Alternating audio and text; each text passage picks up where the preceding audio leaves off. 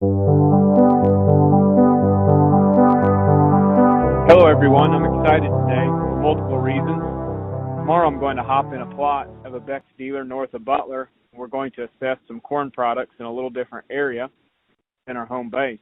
The other reason I'm so pumped this afternoon is I've been able to snag Clint Prange, Regional Business Manager for Beck's Hybrids, on our podcast today.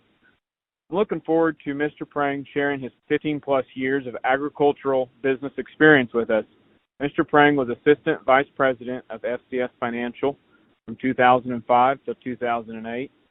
He then became Account Manager for Pioneer 08 to 13, Field Agronomist 13 to 15 for the same company before joining Beck's Hybrids as an Area Team Leader in 2015. 2017, Clint took on the Regional Business Manager role in this company. This is the position he currently holds. Mr. Prange's expertise covers a broad range in ag, and I'm grateful for his presence here as we are in the heat of the battle for crop season 2020. He joins us today on our guest line. Clint, welcome to Agronomy Moment. Hey, Wendell, thank you. I really appreciate that introduction. I kind of forgotten about some of that stuff, so it was good to hear about some of those things. But, Sure. Very, very happy to be here and glad to chat with you, sir. I love listening to your podcast. It's really good information. Thank you. And so give us a little bit more on your background, your bio, especially your family and your role that you have at Beck there as an RBM now. Yeah, sure. So, a little bit more about my background. I grew up in northeast Missouri, a small town called Shelbyville, and I apologize if any of your listeners are having a difficult time hearing me. I'm battling allergies, so you know how much fun it is being a farm kid growing up with hay fever. Yep. But grew up on a diversified farm operation, with corn, soybeans, wheat, livestock as well too. And then that's actually back where I reside now, back on the family farm, and so I actually participate in a little bit of farming myself as well too, and blessed to be able to raise my kids around that environment and instill a lot of hard work values in those folks that I had the chance to participate in when I was a child. And as a regional business manager here with Beck, it's a blessing. Every day I get to wake up with a singular focus, and that's how do we help farmers succeed today? And that's any of us here at Beck's, but it's a blessing. Through my role, have a unique opportunity to interact with the customers, the dealers, the employees, the warehouse folks, and just how do you make everybody research, and then how does all those pieces gel together? And it's really a lot of fun, creating a lot of connections and being able to see people succeed and get their hopes and their aspirations through those connections. For sure. So you're the business making the business happen and making it work together. Sure, yeah. And I Wendell, you and I know each other here for a little while. I mean, I do have a big passion around agronomy, and also how we can use practical agronomy to help make more money on the farm. I back to my background, growing up on a farm in northeast Missouri, clay pan soils, so very similar to some of the Cherokee prairie soils that you guys run across down there in your part of Missouri and Kansas. And grew up on a farm in the 80s, so that's enough said right there, right? So, it wasn't a lot of fun in some situations, but in reality, that grit and determination, helped turn me into who I am today. And our family farm, blessed, still going today. And that whole experience, that's the cool thing about the role that I'm in here is I get to help farmers, whether it's the farmers or the customers, help them make more money through our practical farm research, or have an opportunity to, planting our products. Also being aligned with a company that just kind of gets that too. That's the blessing of being aligned here with Beck's is that. And sorry, I'm not meaning to sound like an infomercial by any means, but you have a company that's ran by farmers for farmers, and so. Our leadership team, each one of them is an active participant in farming and to some degree. And so it's interesting. You see all of that thought process go into the decisions that we make. We can't make everybody happy all the time, but you definitely see that farmer thought process go into a lot of what we do. For sure. And you mentioned Beck's PFR, and that kind of jumps right into another question that I had. I noticed in PFR and a lot of the books, they calculate return on investment by the cost of the product or practice versus like yield and commodity price. How can I scale this on my farm to determine how much value I'm receiving on our inputs overall and year to year? It's simple. I guess that'd be my first question. Second, to tag in with that, is simple ROI accurate enough? Well, I don't know. I mean, ROI is a good measure. It's actually something, it's one of my strategies that I feel like, every farmer should kind of have their mind wrapped around about when you're investing dollars into an expense on the farm. You ought to have a pretty good idea of what you're going to get back out of that. Yeah. It's not the only one, because you could make the case to probably buy everything based upon ROI. Sure. And then at the end of the year, you don't have anything to divvy out, potentially. Until harvest comes. So I think ROI is a great factor. Another one I really like to get thinking about production ag wise is cost per bushel produced. Sure. You hear that get thrown around sometimes by some of the high yield guys, but the reality is, I mean, it's something that you have to be. You think about a lot of the input expenses, and yes, we do have some say in our input expenses, absolutely, yeah. in different choices that we make. However, the reality is those are probably going to be in certain ranges, right? Versus right. the output side of things. Now, yes, I know Mother Nature has to cooperate. We don't have as much control over that one, but if the best way to get that ratio really cranking for you is to produce more bushels. Yes. And of course that's back with that ROI.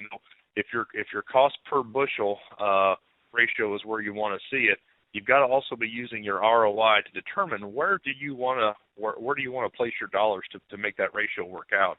And yep. that's kind of the cool thing about Beck's Practical Farm Research. We're not saying every single one of those studies that we show a positive ROI is going to work for every single one of your acres. But the cool yes. thing is it takes away some of the guesswork. It gives you a good starting point. Now we have some that I would say are I'd call no-brainers.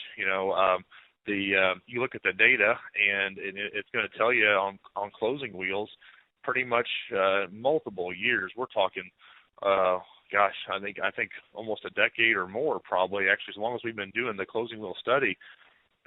Overall, if you average it all out, anything besides those two rubber closing wheels is going to get you higher yield. Now, of course, some of that goes into if you plant into perfect conditions, you probably don't need that investment. However, I don't know about you, but I can't plant all my farm in one day or in the time that it's all perfect, right? Well, that's what I was going to ask you is where is that place where everything's perfect every day? Because I want to be there. Well, I think, hey, cool thing is that's the afterlife, man. So, but for right now, but for right now, we're going to deal with these cards. Yes, exactly, and that's what I was. That's a good example is the closing wheels because I really like that. Because you're going back to the cost per bushel produced. You need to find that balance where that's an example of something that increases your bushels greatly for a lower cost of investment. Yeah, and it's one of those things too. You think about. I know it's tough to think about this. Sorry, I got a call buzzing in, so I apologize if that's beeping on your end. But you look at at the end of the day, our farms really are. I mean, if you want to get to the business sense, they're essentially a giant manufacturer, and we're manufacturing bushels. We're manufacturing beef, milk, depending on hay. We're manufacturing product, and so when you look at any manufacturing business, that is a key component they measure to look at their success. Is essentially that cost per whatever widget is that they're making, right? And So that's something that I talk about, and it's again I understand. I really like that allegory. Yep. Yeah, it's something that I think we can all get our hands wrapped around a little bit. Now, the question is, people say, well, what should it be? Well, that's where probably one of my other success points is that's one of those things where you've got to align yourself with people that.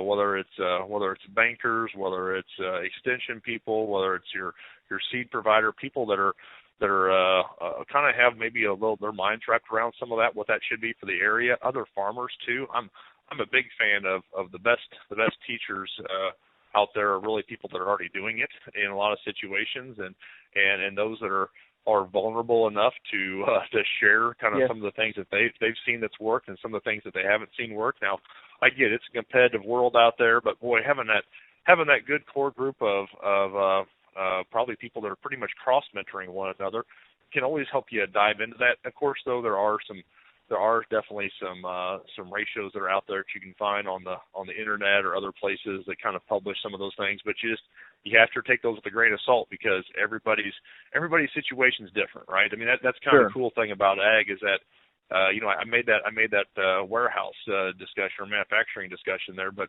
the reality is, your farm is does not have the same why behind it as Clint Prange's farm, or whoever else's farm, and so those are the other factors you have to be.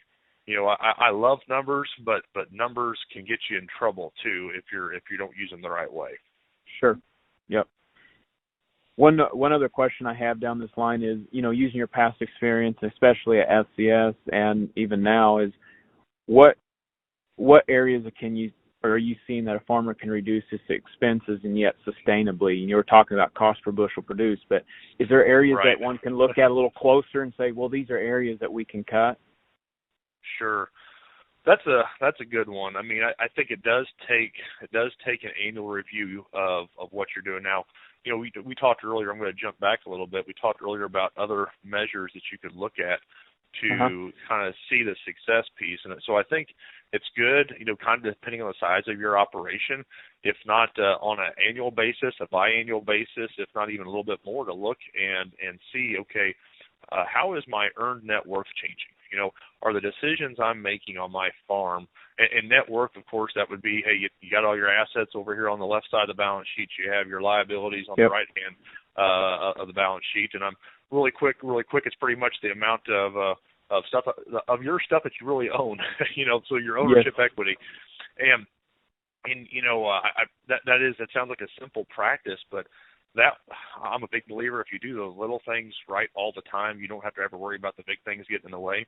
And that's one of those little things that, man, if you have a glimpse of that at the same time every year, because if you do it at different times of the year, it's going to give you different stories completely. But if you at least do that piece every time, that's going to give you a really good indication, or you're gaining ground. Because of course the goal would be at some point you'd like to own more than you owe, right?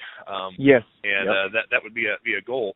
Now where I'm going with that is that also, as you're analyzing that, another key piece of that lets you start picking out the pieces of the puzzle as to maybe this is something where I'm spending too much money here and it doesn't make a lot of sense. One of those things, that's one of those things where you start peeling that apart, and it's like, man, does it make sense to own this piece of machinery, or should I be leasing this piece of machinery? Those types of factors weighing in your depreciation. The number one thing, Wendell, this is probably the most unpopular thing that people like to talk about. The number one thing from my lending experience, and you talk to economists, and it's the number one thing to go up, and it's usually the last thing to ever go down, and that's family living expenses. And I think sure, not telling anybody not to have a good time. At the end of the day, when we're gone from here, you can't take any of it with you anyways. So I think you got to enjoy life a little bit, but that is probably the number one place I see people being able to make a huge impact really quick. The other places are, it's really hard to pinpoint that without everybody's got such a different situation. But I mean, if I had to paint with a broad brush, the first place typically to look at is family living expenses, because those things are just, it's a lot easier to get a handle on. Now, from a farming operation standpoint, we'll talk about the day-to-day pieces of it. The other ones I always say are really dangerous are the ones that, well, we've always done it this way. Okay, let's analyze that expense a little bit closer. Just because we've always done it that way, should we still be doing it that way today? And or should we be taking those dollars and reinvesting them in a different way? I think sometimes that's it kind of depends again on the situation, but the old adage that you can't save yourself to prosperity. Of course, people will say you can't spend yourself to prosperity either. That's true. But the other thing is too, I've never seen anybody going broke paying taxes. And so that means if you make money every year, that's not a bad thing, right? So cutting those expenses sometimes, if it's one that's generating some income, or you got to get granular with it. And I know that sounds overwhelming to people. That's where I go back to the practical farm research, is that it can help you get to that granular level a lot quicker, I feel like. And actually another tool that I love, ROI tools, looking at it from a per acre standpoint too. Yes. And again, I'm not trying to be an infomercial here, but one of the neat tools that we do have at Beck's is that Farm Server ROI tool that's in there, and you can plug in your own cost, your planned sales on marketing standpoint, and it can give you a really good idea, because you probably know some farms out there too, Wendell. I mean, there's some acres that folks are still hanging on to. It's like, I mean, again, I get it, it's a personal thing, but it's like, why do we still own that piece of ground? If somebody, and that sounds like, man, why would you ever sell that asset? Well, if it's an asset that's not making you any money, it's not an asset, it's a collectible, is what it is. And those are deeper discussions. I mean, it's the same thing. I had a discussion on tractors sometimes, that man, it's like, it's nice to own those things, but if it's not generating the revenue that it needs to on a per hour basis, then you don't have it's not an asset. It's a collectible, and which, hey, it's nice to collect some things too, but it just kind of depends on what the purpose of that asset is. Exactly. Yep, that makes total sense. I know, like on our own operation, as an example, we had a UAN toolbar, but it just didn't cover enough acres in time to put on the top dress that we needed, and so we ended up selling that bar, and we hire it done, and they get it done in a few days versus, a week and a half. Now, it's not that I'm against putting on with the toolbar or anything. It's just, our situation, we just sort of evaluated that and decided it was had to take a different route. So yeah, well, good for you guys. Yeah, I mean, it is. It's. I mean, a lot of times, all these assets we've sweat. We've got a lot of equity into a lot of things, and so it's hard. An emotional tie sometimes is really hard to let that go. But it is a business, right? Sure. And there's just those pieces of it. I know that sounds pretty cliche probably anymore, but I mean that's the best way to look at it, was without that emotional attachment to it. Now, if it was your grandpa's UAN toolbar that he passed down to you, which is not the case, of course, but it's kind of like, well, those were a little tougher sometimes. That's right. And there's not a right or wrong answer to some of that. It's just, like you said, evaluating that periodically to make sure that we're staying on track. I like the manufacturing example, because I think like Ford Motor Company a few years ago had to take a look at that too. they were spending lots of money into their Ford Motor Credit and things like that, and they came back and said, hey, we've got to go back to research and development, because that's where we make it, And I've thought of that sometimes with farming, is we got to look at, what's actually generating revenue. That's where we need to make sure we're focused. Right. And I kind of hinted at or talked about that a little bit ago too, but I mean, some of that is back to that, hey, we've always done it this way. The innovation piece, I mean, that's going to be a big part of what I think what helps some farms get bigger, or what helps some farms be sustainable the next 5 to 10 years. I know we talk about innovation and sustainability, and again, big cliche words, but again, it's interesting when you watch, we'll say 30,000 foot view, and you see some of the areas of the U.S. specifically that have flown or grown tremendously in the amount of dollars they produce ag product wise. And there's usually a pretty direct correlation a lot of times to the amount of time that area has been in production agriculture. And what I mean by that is that it's just, again, sometimes those new ideas, they don't hold you back when all the ideas are out there are only new ideas. And again, not saying that old ideas aren't good ideas. That's not the case. But you just I think it's back to my earlier comment too on just kind of surrounding yourself with wise people. I mean, man, there's farmers out here that have been through a lot of, they haven't been through the COVID situations that we're dealing with, but definitely the ups and downs of the market back to the 80s, no crop insurance. There's a lot of wisdom out there that I would encourage any farmer to partner up with one of those folks and just listen to them tell stories, because I guarantee you there's tidbits of strategies of how to be successful through that, and a lot of it a lot of it just bears down with a grit and determination, and they can tell you some strategies on how to reduce family living, because when there wasn't enough money for family living, they still figured out how to make it happen. Right. They still figured out a time to take time for family without having to spend the high expenses. Oh yeah, exactly. For sure. Exactly. For sure. So, and you have any more to say on that part? As I was going to ask too, is what are profitable farms doing that sets them apart in times, especially in times like these? Do you have any further comment on that? Yeah, I think it all back to that little things. I think it really just starts with a plan, Wendell. Having a plan, really, and making sure everybody that's in that operation is bought into that plan.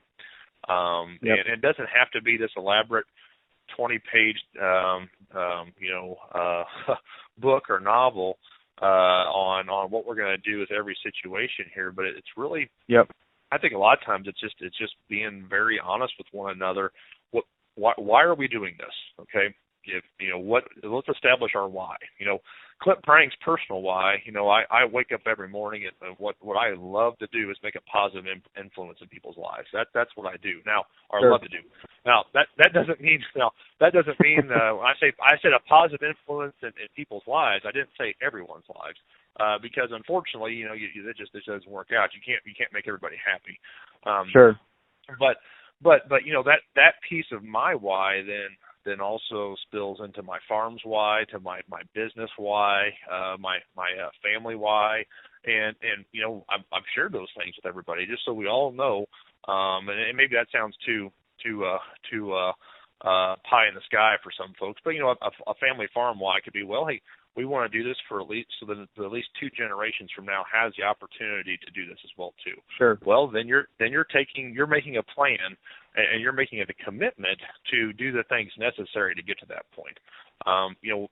That's one of my fears I see out in the industry right now, and it's fine. Farmers can do what they want to with their equity, but I definitely have seen a lot of equity being bled over the last several years, and just we had some really good times, and then now we're kind of burning through some of those cash reserves to keep on doing it, and that's fine. Again, you've earned that right to do it, right? Again, I said you can't take it with you anyways. But a lot of times the why hasn't been established, and so I think just to sum it all up, where I see those long-term sustainable farms that they've got that plan, and they pull it out and they review it every once in a while as well too, and it's. You've got marketing plans. You're going to have your agronomic plans, and also you've got that circle of people around you, people that I'll call they're kind of my, even though I'm the chairman of the board, they're my advisors, and it takes a lot of relationship equity to get on that board. Doesn't take very much to get kicked off of it though, as far as trust. And so that's the thing I encourage every farmer to make sure you be very careful on who you pick to be on that circle of trust, because it's that circle of trust. You can't do everything yourself. Now there's some farms that get larger, they may be able to have enough people on their payroll that maybe can fill every one of those seats, but more than likely you're gonna have to figure out what you do really well, and find others that do what they do really well to help you out. Summing it up, I think that it's important. It's like you say, be careful on who is on your circle of advisors, but it's worth the effort to find them because they're needed.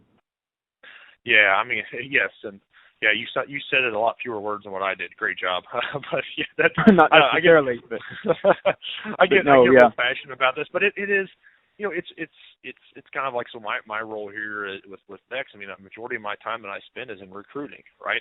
I'm recruiting full-time people. I'm recruiting our leaders. I'm recruiting our dealers, and that takes a lot of time. It takes a lot of discussions. It takes a lot of vetting out, because you've probably heard me say this. I always say it's really easy for us to hire people to sell seeds.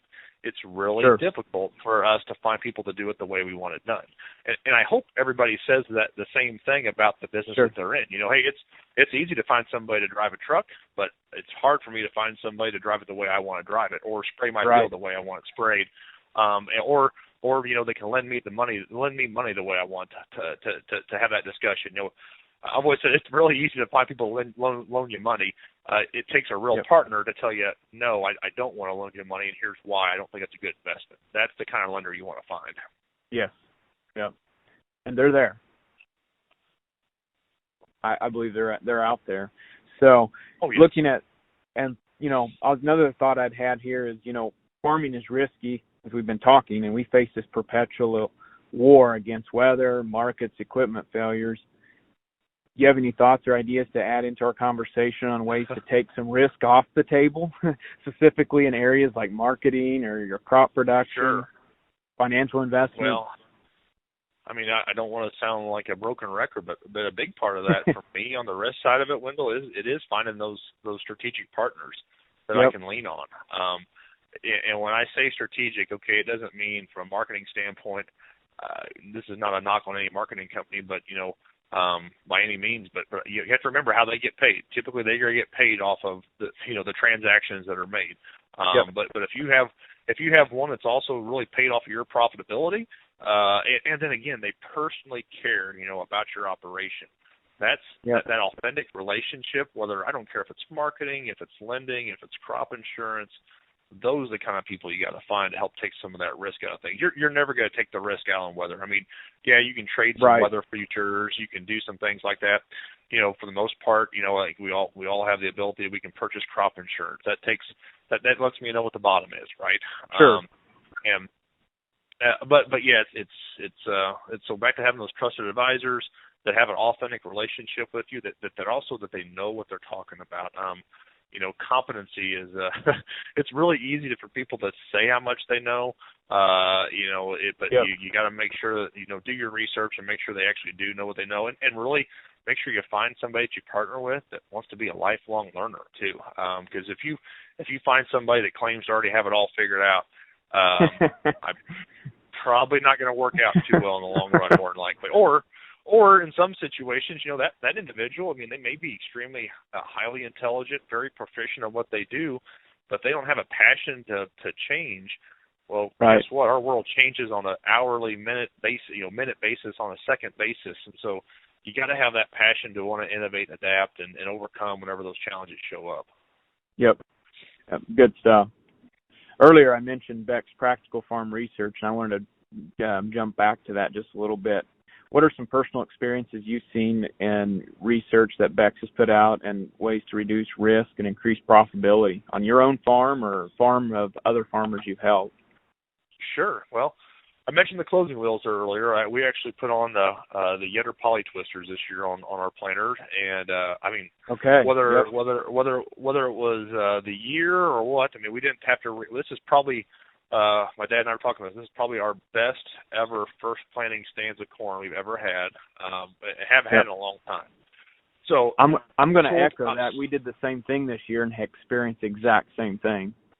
Yeah, I mean, now was it the Yetter poly twisters? I don't know if it was all that. I mean, soil conditions were decent too, but I can tell you, I mean, there was definitely some rain events that we had afterwards. Like, well, we're going to have a little bit of replant there, and boy, it made it through. We did have just a tad bit of replant on some soybeans. I'm trying to think through that. Sure. Well, that sounds bad. I should remember that really off the top of my head. We had just a little bit, I think, and that was drowned out spots. Sure. The Yetter poly twisters don't lay tile while they're going through the field. But yeah, that's one right there. The tile. It's I bring that up. I've worked with our agronomist before in Southern Illinois, who that right there, because of some of our subsurface irrigation studies, he said it was fun to watch some guys put those types of systems in, because it was done on their clay pan soils. They saw that, and now they're seeing that benefit from it too. Fungicides, our PFR proven strategies that we utilize there at that we announced this past year at Insight meetings. One of those was fungicide at VT, and talking through that. So it's fun, because you'll walk into some retailers once in a while that happen to have a Beck's PFR book, and they're selling somebody else's product, corn to soybeans, but they have that book and they're using it to sell fungicide. So I always find that pretty interesting, and it's good. I mean, that's why you talk to Sonny Beck, and he'll tell you that they didn't produce that book to sell seed. The premise behind PFR has been, and it still is today, is, well, if you help other people out, everything will take care of itself. That's not a sales pitch. That's who the Beck family is. And so we're always trying some different things out there. I mean, to me, the tiling has been a big one. Of course, the University of Missouri, other universities have done a lot of things on that, but it seems like that's been able to give that even more light. That's one that probably still is one of the most underutilized I call it not methods, but management practices out there. And it's definitely a cost on that front end. I still think one of the reasons too is, once you put that tile in, you can't see the tile every day when you drive by, right? Right. Versus I could take that same money and I can maybe buy a farm or I could buy a tractor that I can see every day. But I don't know if you guys have experienced that on your. Have you guys put any tile in, Wendell?